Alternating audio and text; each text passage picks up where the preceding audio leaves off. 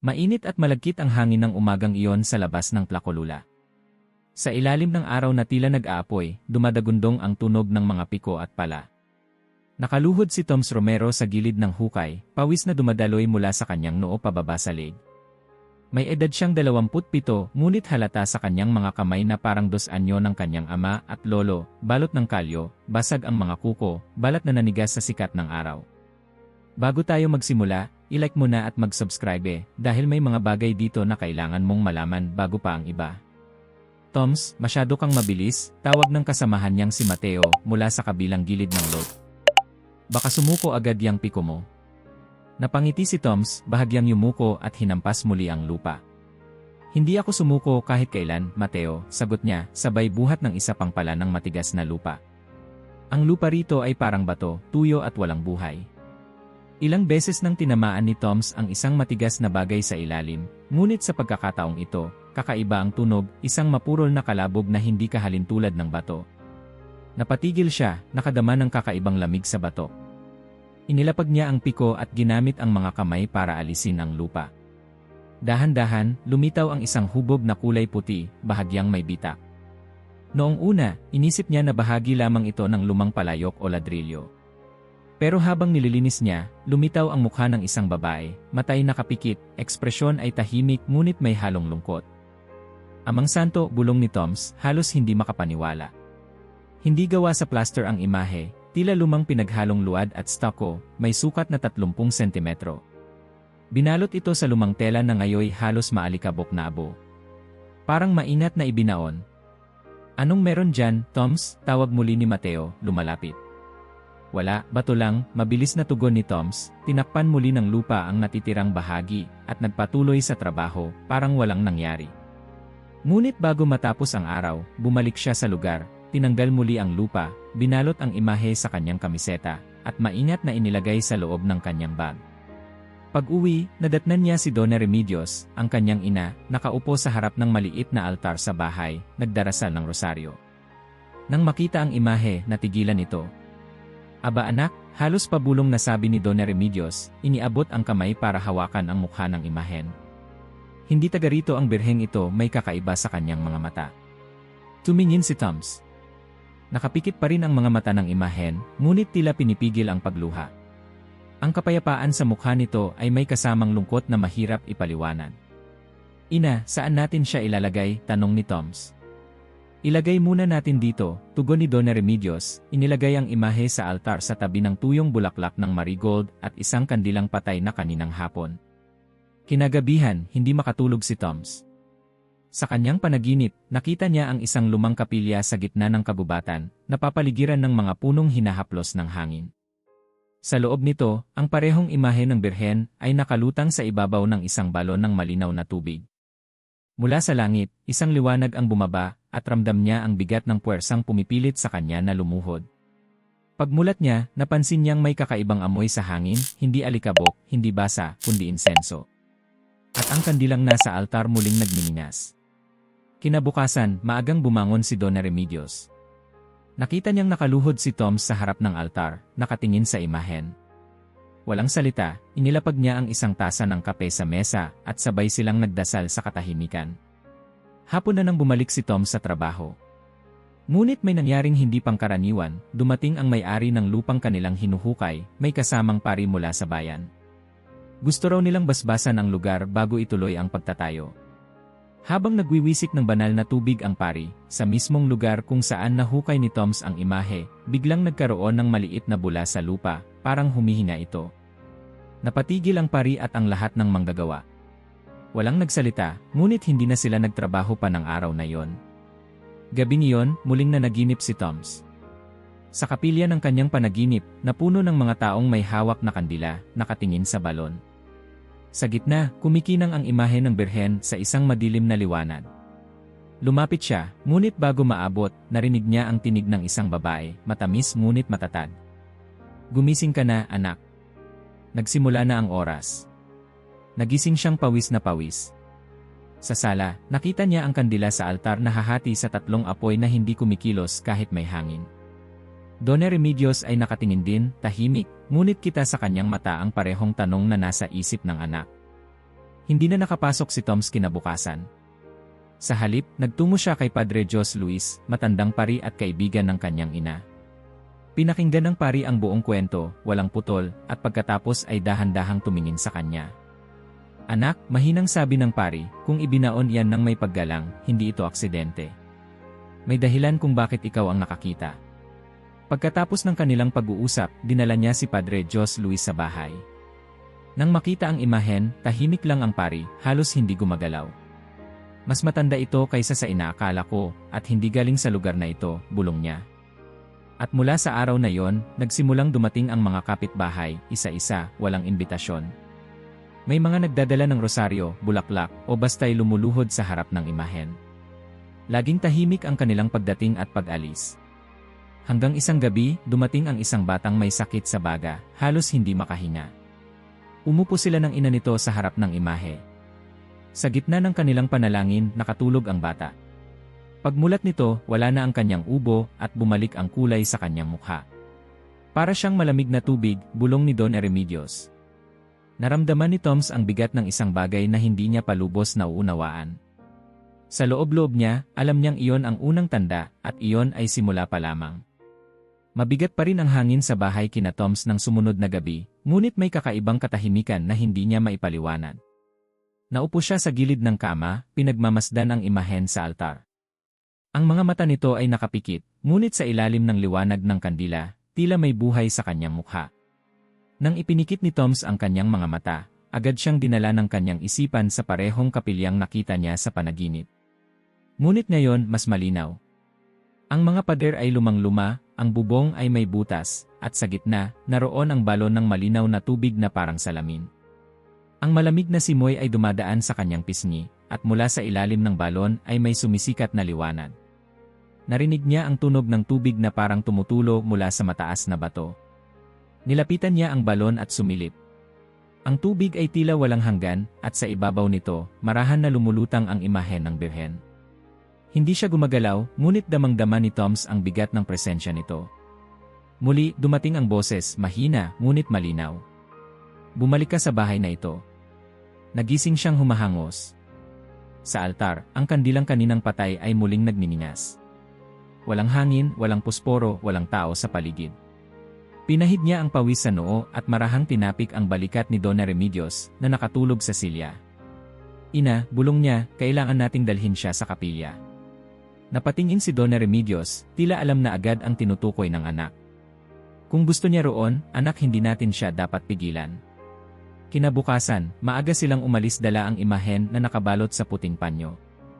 Dinala nila ito sa isang lumang kapilya sa dulo ng baryo, matagal nang iniwan ng mga tao.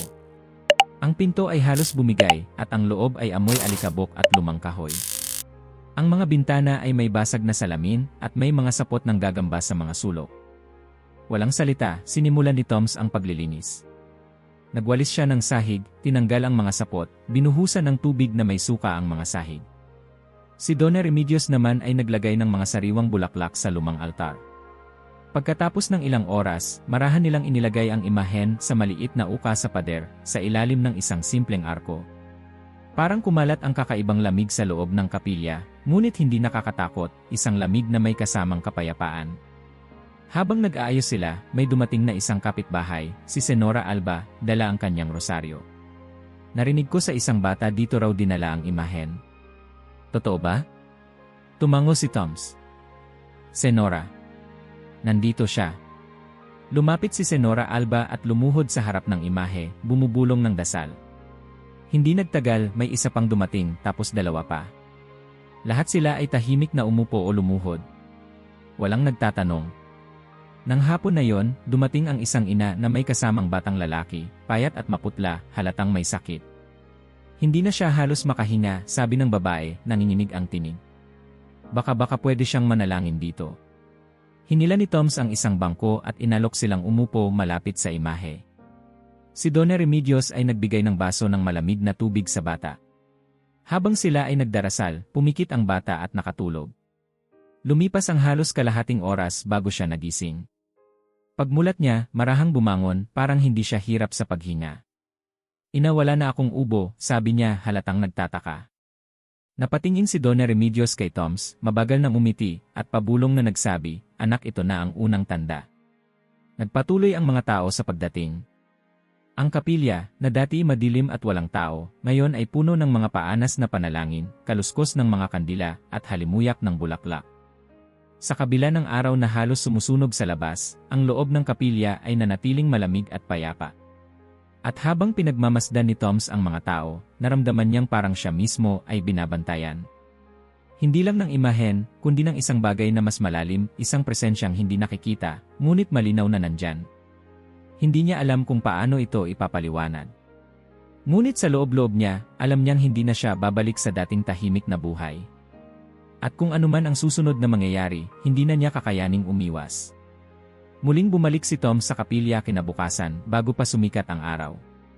Ang hangin sa paligid ay malamig at may manipis na hamog na nakabalot sa damuhan sa labas. Sa loob, naroon pa rin ang amoy ng mga sariwang bulaklak na inilagay nila ni Donna Remedios kahapon. Tahimik ang lugar, ngunit ang katahimikang iyon ay tila may laman, parang humihinga. Kinuha ni Toms ang kanyang walis at sinimulan ang paglilinis ng sahig. Ang bawat kaluskos ng walis sa lumang kahoy ay sumasabay sa paghinga niya.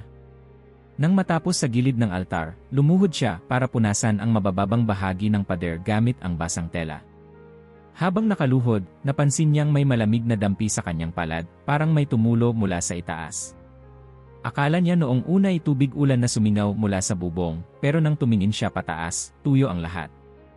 Muling ibinalik ang tingin sa sahig, doon niya nakita ang isang maliit na patak ng malinaw na tubig na unti-unting nabubuo sa pagitan ng dalawang luma at basag na kahoy na tabla. Hinawakan niya ito gamit ang dulo ng daliri. Malamig. Wala namang tubo o gripo malapit sa altar. Nagpatuloy ang patak hanggang sa maging maliit na agos na umaagos papalabas sa pagitan ng bitak. Tumayo si Toms at umatras ng kaunti, hindi makapagsalita. Maya-maya'y narinig niya ang yabag ng isang tao sa pintuan. "Toms," tinigyo ni Senora Alba, dala ang kanyang rosaryo. "Bakit basa ang sahig?" "Hindi ko alam," sagot ni Toms, halos pabulong. Kanina lang nagsimulang lumabas ang tubig mula mismo sa ilalim ng altar. Lumapit si Senora Alba, yumuko, at hinaplos ang tubig gamit ang kamay. Malamig parang tubig sa bukal. Tumingin siya kay Toms, ang mga matay punang pagtataka at tuwa. "Anak, ito ay kakaiba." Bago pa sila makapag-usap muli, may dalawang kababaihan ang pumasok, dala ang ilang bulaklak. Napansin nila ang tubig at agad na lumapit. Hindi nagtagal, ang bulungan ng ilan ay kumalat na parang apoy sa tuyong damo.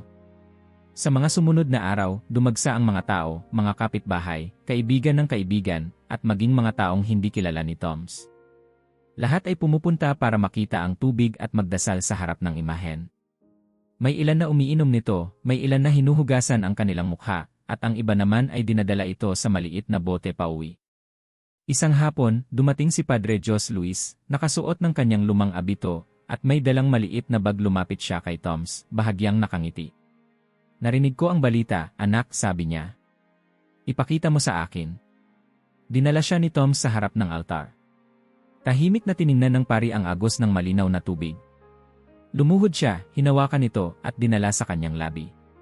Pagkatapos, ipinikit niya ang kanyang mga mata na parang may nararamdaman sa mismong puso. "Anak," mahinang sabi niya, "may nangyayari dito na hindi kayang ipaliwanag ng ordinaryong salita." Umupo si Padre Jos Luis sa isang bangko at nagmasid sa mga taong pumapasok. Isang matandang lalaki ang lumapit sa tubig, naghugas ng kanyang mga mata, at pagkatapos ay nagsabing mas malinaw na ang kanyang paningin. Isang batang babae naman ang umupo sa tabi ng kanyang ina, pinahid ang tubig sa noo, at ang lagnat niya ay tila biglang bumaba. Nang lumalim ang gabi, nanatili si Tom sa kapilya, pinapanood ang patuloy na pag-agos ng tubig. Ang tunog nito ay parang banayad na himig na humahaplos sa kanyang pandinig. Sa dilim, sa pagitan ng liwanag ng mga kandila, ramdam niya na parang may mata na nakamasid sa kanya mula sa imahen ng Birhen. Hindi iyon nakakatakot, bagkus ay nagbibigay sa kanya ng kakaibang lakas. Habang pinagmamasdan niya ang maliit na agos, isang tanong ang paulit-ulit na umiikot sa kanyang isipan, bakit siya, isang simpleng manggagawa, ang piniling makakita nito? Hindi niya alam ang sagot, ngunit sigurado siya sa isang bagay, hindi na ito basta isang kapilya lamang. At habang patuloy na bumabalik at dumarami ang mga tao, Alam niyang isang bagay na mas malaki pa sa kanya ang nagsisimula ng mabuo. Mainit ang araw nang sumulpot ang isang kulay abong kotse sa harap ng kapilya. 3 lalaki ang bumaba, lahat nakasuot ng maayos na damit pangkleriko. Nauuna ang isang matangkad na lalaki, maitim ang buhok na bahagya ng may uban, matulis ang panga, at may suot na sunglases kahit hindi ganoon kasilaw ang araw. May dala siyang maliit na itim na bag at notebook. "Ako si Padre Esteban Rodriguez," malamig na sabi nito, diretsong tumingin kay Toms. "Ipinadala kami ng diocese para magsagawa ng masusing obserbasyon."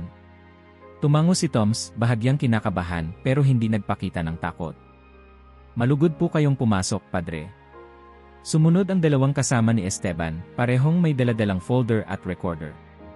Pumasok sila, at kaagad napansin ni Esteban ang mga nakaluhod na tao, ang mga kandila, at ang banayad na agos ng tubig mula sa ilalim ng altar. Tumigil siya sa tapat ng imahen, tinitigan ito ng matagal. "Sino ang nagbigay ng pahintulot para gawing lugar ng debosyon ito?" tanong niya, halos malamig ang tono. Bago pa makasagot si Toms, lumitaw mula sa gilid si Don Remedios, mabagal ang hakbang at nakatayo sa harapan ng pari. "Ako," sabi niya, matatag kahit mababa ang boses. Walang iba. Tumingin si Esteban sa kanya, hindi sumagot, at lumuhod sa gilid ng altar.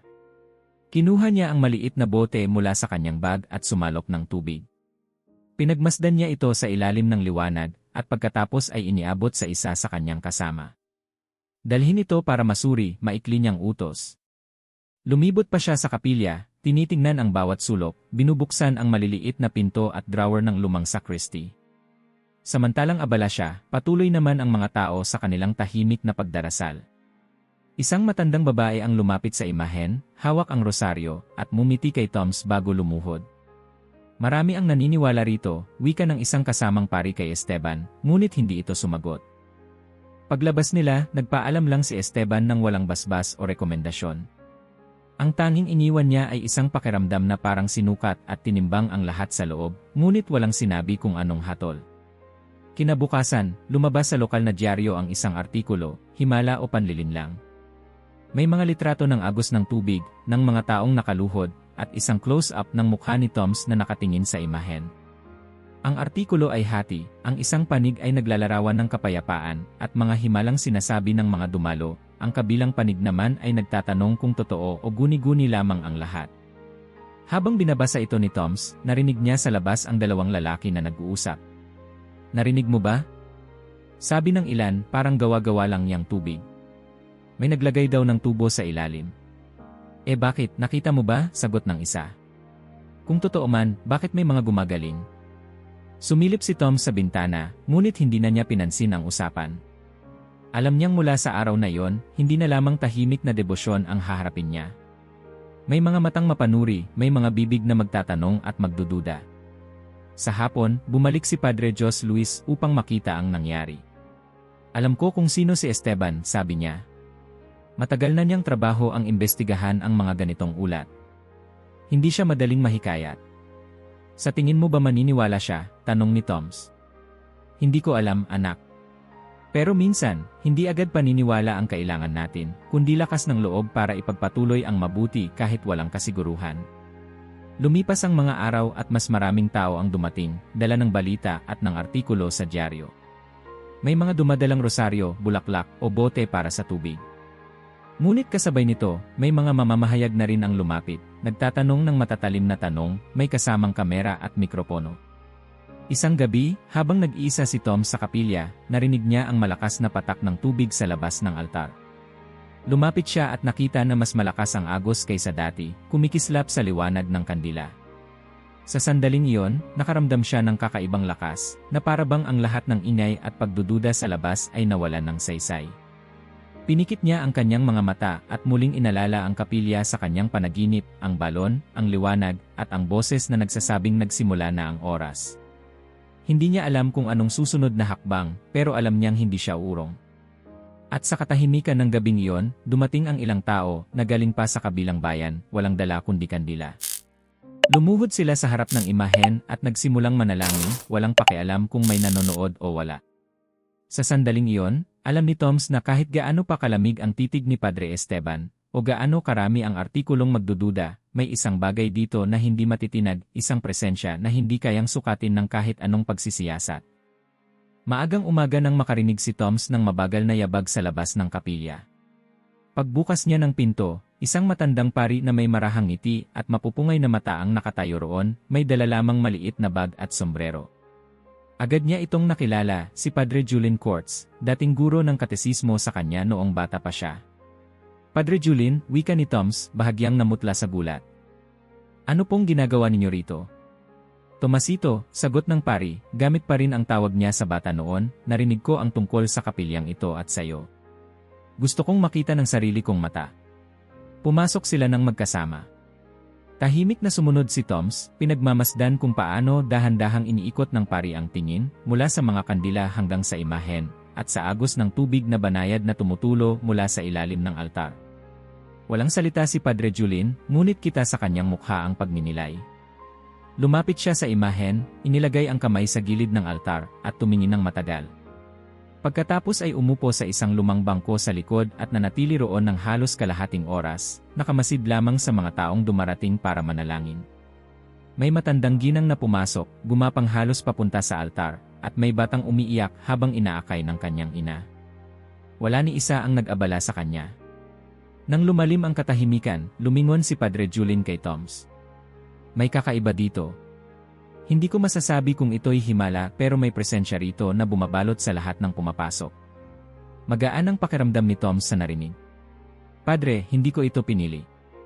Basta ko na lang siya nakita sa ilalim ng lupa mula noon, parang binago na niya ang lahat. Tumango si Padre Julien. Pinipili ng Diyos ang mga taong hindi natin inaasahan. Kinagabihan, nanatili siya sa bahay ni Toms at Dona Remedios.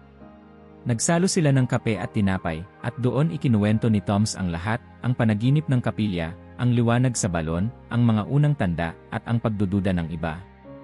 Tahimik lang ang pari, nakikinig, at paminsan-minsan ay tumitingin kay Dona Remedios na tila nakakaunawa ng higit pa sa sinasabi ng anak. Bago matulog, muling bumalik mag-isa si Padre Julien sa kapilya. Hindi sinabi ni Toms kung gaano katagal siya roon, ngunit pagbalik niya, namumula ang kanyang mga mata. Walang salitang lumabas sa kanyang bibig, pero ang paraan ng paghawak niya sa balikat ni Toms ay sapat na upang ipadama ang kanyang suporta. Kinabukasan, sa hindi planadong misa ng umaga, siya mismo ang nanguna. Ang maliit na kapilya ay napuno, mga kapitbahay, mga taga-ibang barangay, at ilang taong dumating para lang magmasid. Sa kanyang humilya, marahan ngunit may bigat ang bawat salita. Sa aking mga taon ng paglilingkod, sabi ni Padre Julien, nakakita ako ng magagarang simbahan na walang kaluluwa. Ngunit ngayon, sa isang lumang kapilyang ito, nararamdaman ko ang presensya na hindi kayang bilhin o ipilit. Kung sino man ang gustong makaunawa, lumapit, at hayaan niyong kayo mismo ang makaramdam. Tahimik ang buong lugar matapos niyang magsalita. Marami ang umiiyak, at si Toms, sa unang pagkakataon mula nang magsimula ang lahat, ay pumikit at hinayaan ang sarili na malunod sa kapayapaan. Hindi na siya nag-alinlangan kung tama ba ang ginagawa niya. Alam niyang ito ang dapat. Sa hapon, lumapit ang ilang tao kay Toms upang magpasalamat, hindi lamang para sa tubig o sa imahen, kundi para sa pagbubukas ng pinto ng kapilya sa lahat. May nag-abot ng simpleng kandila, may nag-iwan ng maliit na basket ng tinapay, at may naglagay ng sariwang bulaklak sa paanan ng imahen. Habang pinagmamasdan niya ang mga ito, naisip ni Toms na anuman ang susunod na mangyayari, hindi na siya nag-iisa. May mga taong handang maniwala, may mga taong handang tumulong, at may mga taong, gaya ni Padre Julien, ay kayang magsabi ng totoo kahit walang dokumento o pagsusuri. At sa gabing iyon, habang pinapakinggan niya ang banayad na agos ng tubig sa altar, naisip niya na baka ito na ang simula ng mas matibay na laban, ngunit ngayon, handa na siya. Mula nang magmisa si Padre Julien, tila tuluyang bumukas ang pinto ng kapilya para sa mundo. Araw-araw, dumarami ang mga taong dumarating, may ilan na naglalakad mula sa kalapit na bayan, may nagbibisikleta, at may mga naglalakbay ng maraming oras sakay ng jeep o truck. Ang paligid ng kapilya ay unti-unting napupuno ng mga tindero ng kandila, mga nag-aalok ng prutas at tinapay para sa mga peregrino, at mga bata na nag-aabot ng baso ng tubig sa mga bagong dating. Ang dating tahimik na lugar ay puno ngayon ng tunog, banayad na dasal, mahinang pag-awit, at minsan ay halakhak ng mga bata. Ngunit kasabay ng siglang iyon, unti-unting sumisingit ang mga anino ng pagdududa at galit. Isang umaga, habang nagwawalis si Tom sa harapan, napansin niyang may pula at itim na pintura sa pader, pandaraya. Kasinungalingan. Halos hindi niya agad maigalaw ang kanyang kamay. Pinagmasdan niya ang malalaking titik, mabibigat at puno ng puot. Lumabas si Donna Remedios, hawak ang maliit na timba ng tubig. Anak, hayaan mo na. Linisin natin. Walang salita si Toms, kumuha ng basahan at sinimulang kuskusin ang pader. Habang ginagawa iyon, may ilang dumadaan na nakatingin lamang, may ilan namang lumalapit para tulungan siya. Sa kabila ng pangit na mensahe, may mainit pa ring kamay na humahawak sa kanya. Ngunit hindi lang iyon ang nangyari. Isang gabi, sa ilalim ng pintuan ng kapilya, natagpuan niya ang isang sobre na walang pangalan o lagda. Sa loob, isang papel na may mga salitang nakasulat ng mabilis, itigil mo na ito bago ka magsisi. Hindi niya ipinakita kay Donna Remedios. Sa halip, ibinulsa niya ito at nagpatuloy sa pag-aayos ng mga kandila. Kinagabihan, habang mag-isa sa harap ng imahen, umupo siya sa bangko at naglabas ng malinis na papel at panulat. Mahabang sandali siyang tahimik bago nagsimulang magsulat. Hindi ko alam kung bakit ako ang pinili mo. Hindi ako santo, hindi rin ako matalino. Isa lang akong trabahador. Pero kung totoo na nandito ka, kung ang tubig na ito ay biyaya, kung ang katahimikang ito ay galing sa iyo, mananatili ako. Kahit pagtawanan nila ako, kahit pinturahan nila ang pader na ito ng mga salita ng galit, kahit isara nila ang pintuang ito, habang may hininga ako, ipagtatanggol ko ito. Inilagay niya ang liham sa ilalim ng paa ng imahen, walang iniisip kundi na mababasa ito sa paraang hindi niya maintindihan. Kinabukasan, napansin niyang sa ibabaw ng pintuan ng kapilya ay may nakasabit na bagong kahoy na krus, makinis, walang pako, parang hawak lamang ng hangin. Walang umamin kung sino ang naglagay. Nang makita iyon ni Donna Remedios, tumingin lang siya sa anak at mumiti ng marahan. Sa sumunod na mga araw, mas naging kapansin-pansin ang mga bagay na hindi maipaliwanag. Isang gabi, habang nag-aayos si Toms ng mga kandila, narinig niya ang malambot na tinig ng isang batang kumakanta ng lumang salmo. Paglabas niya, walang tao, ngunit ang himig ay nananatili sa hangin. Sa isa pang pagkakataon, nakakita siya ng maliit na basket na puno ng sariwang tinapay sa gilid ng altar, walang sinuman ang nagsabi na nagdala nito. Sa bawat ganitong pangyayari, lalo siyang tumitibay. Alam niyang ang mga biyayang ito ay hindi para sa kanya lamang, kundi para sa lahat ng dumadating na may dalang pag-asa. Ngunit hindi rin maitatanggi ang bigat ng pressure. May mga dumadating na may dalang kamera, nagtatanong na para bang nasa investigasyon siya, may iba naman na tumatawa sa mismong harapan niya. Minsan, habang siya ay nagbubuhat ng kahon ng mga kandila, narinig niyang sinabi ng isang lalaking dumadaan, magaling siya, ah. Alam niya kung paano kumita gamit ang pananampalataya ng mga tao. Hindi na niya pinansin, ngunit ramdam niya ang mainit na kirot sa dibdib. Isang gabi, muling bumalik sa kanyang panaginip ang kapilya ng liwanag. Ngayon, malinaw niyang nakita ang balon at sa ibabaw nito ay nakatayo ang imahen, nakatingin diretsyo sa kanya. Wala itong sinasabi, ngunit ang mga mata nito ay puno ng luha na hindi pa pumapatak. Nang magising siya, madilim pa sa labas, ngunit sa loob ng kapilya, may kandilang maliwanag na nag-aalab kahit hindi niya naalala na sinindihan niya ito kagabi. Dahan-dahan siyang lumuhod sa harap ng imahen. Hindi niya alam kung paano haharapin ang mga susunod na araw, ngunit tiyak siyang hindi siya nag-iisa. Ang tubig ay patuloy na umaagos, ang mga tao ay patuloy na dumarating, at sa bawat awit, bulaklak, at paghaplos sa altar, mas lumalakas ang kanyang paniniwala na hindi basta-basta mawawala ang lahat ng ito. Maliwanag ang araw ngunit malamig ang simoy nang magsimulang mapuno ang kapilya. Araw iyon ng espesyal na panalangin, at mula pa madaling araw, may mga dumating na may dalang kandila, bulaklak, at bote para sa tubig. Nakaluhod sa unahan si Toms, maingat na nag-aayos ng bulaklak sa paanan ng imahen, habang si Donna Remedios ay nakaupo sa gilid, nakatingin sa bawat pumasok. Bandang tanghali, isang babae na may maikling buhok at suot na madilim na salamin ang pumasok. May dala siyang maliit na recorder, at sinundan siya ng isang lalaking may kamera. Hindi na bago kay Toms ang presensya ng media, pero ramdam niya ang matalim na tingin ng bisita. Nilapitan siya nito. Gusto naming malaman ang totoo, diretsong sabi ng babae. At kung hindi totoo, ilalabas namin. Tumingin lamang si Tom sa kanya. Walang pilitan dito. Kung gusto ninyong manatili, makinig kayo. Ang nararamdaman ninyo, iyon ang magiging sagot ninyo. Umupo ang babae sa huling hanay, hawak pa rin ang recorder. Magsisimula na ang panalangin nang biglang pumasok ang isang ina na may kasamang batang babae na may saklay. Mabagal ang bawat hakbang nito at halata ang panginginig ng kanyang mga tuhod. Umupo sila sa gitna, malapit sa altar. Habang binibigkas ang mga dasal, dumampi ang sinag ng araw sa mukha ng imahen. Tahimik ang lahat. At doon, sa harap ng maraming mata, isang maliit at kumikislap na patak ng tubig ang dumulas mula sa kanang mata ng birhen. Bumagsak ito sa gilid ng altar, hindi sa balon kung saan karaniwang dumadaloy ang tubig. Parang huminto ang oras. Ang bata na may saklay ay napatingin, iniwan ang hawak ng ina, at marahang tumayo. Isang hakbang, dalawa hanggang sa nakalakad siya ng mag-isa, mabagal ngunit matatag, papalapit sa altar.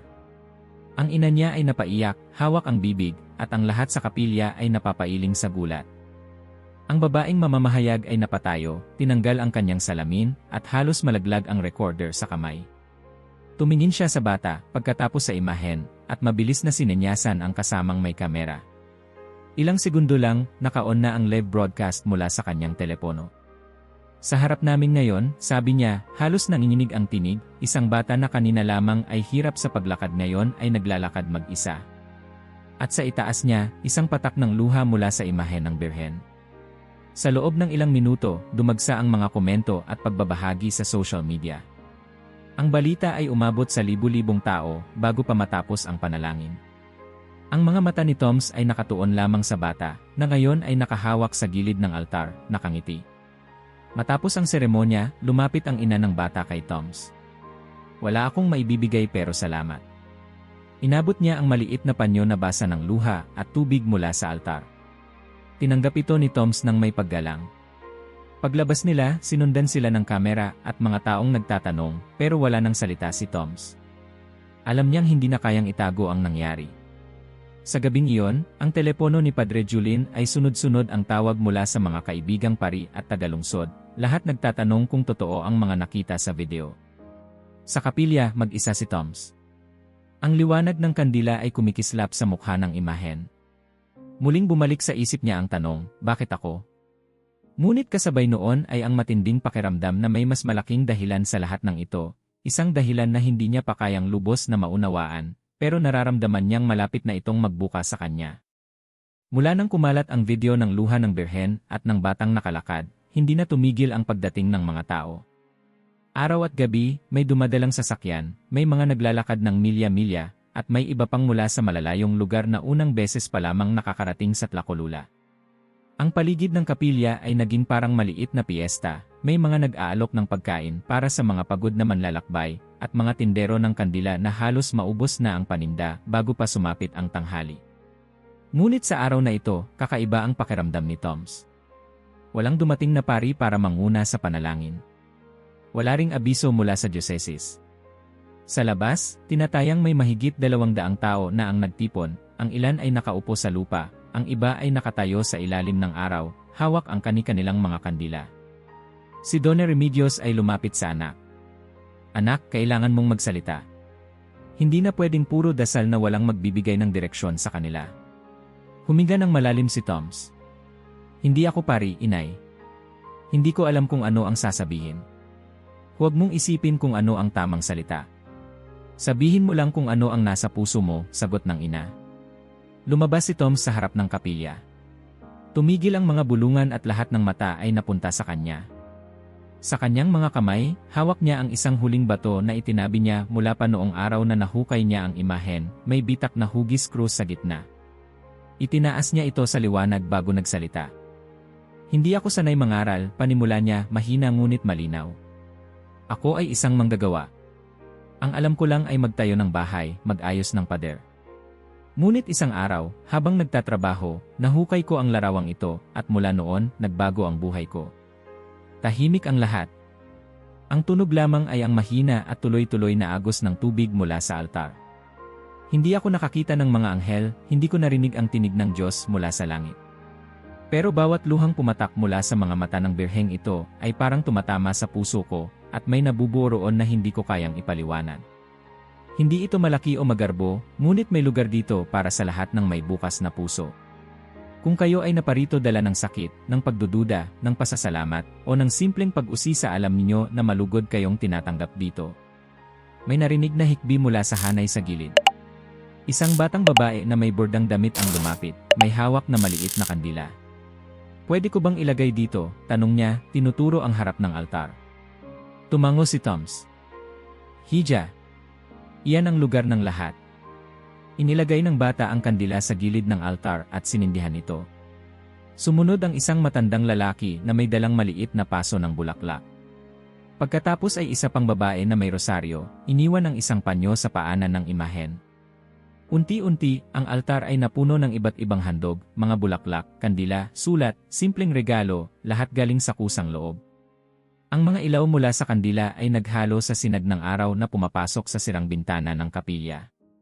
Nagmistulang gintong alon ang liwanag na bumabalot sa mukha ng birhen, at para bang mas lalong lumambot ang kanyang ekspresyon.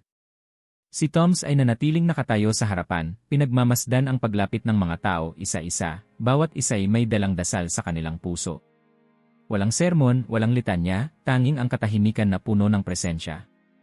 Sa huling bahagi ng pagtitipon, umupo siya sa isang bangko sa gilid. Lumapit si Don Remedios at mahinang nagsabi, "Nakikita mo ba, anak? Hindi kailangan ng magarang salita para magsimula ng pagbabago. Minsan, sapat na ang pagiging totoo." At doon, habang patuloy na nadaragdagan ang mga kandila at bulaklak, naramdaman ni Toms ang bigat ng papel na tinanggap niya, hindi bilang pinuno o guro, kundi bilang tagapagbantay ng lugar na ito. Ang lugar na, kahit walang pangalan sa mga mapa, ay natagpuan ng mga pusong naghahanap ng liwanag. Bago pa magbukang liwayway, nagising si Toms sa banayad na lamig ng umaga. Ang mga tunog sa labas ay kakaunti pa, tahol ng aso sa malayo, hampas ng hangin sa mga dahon, at ang paminsang kaluskos ng mga paa ng maagang naglalakad patungo sa bayan. Isinuot niya ang kanyang malinis na kamiseta, hinugasan ang mukha sa malamig na tubig, at tahimik na naglakad patungo sa kapilya.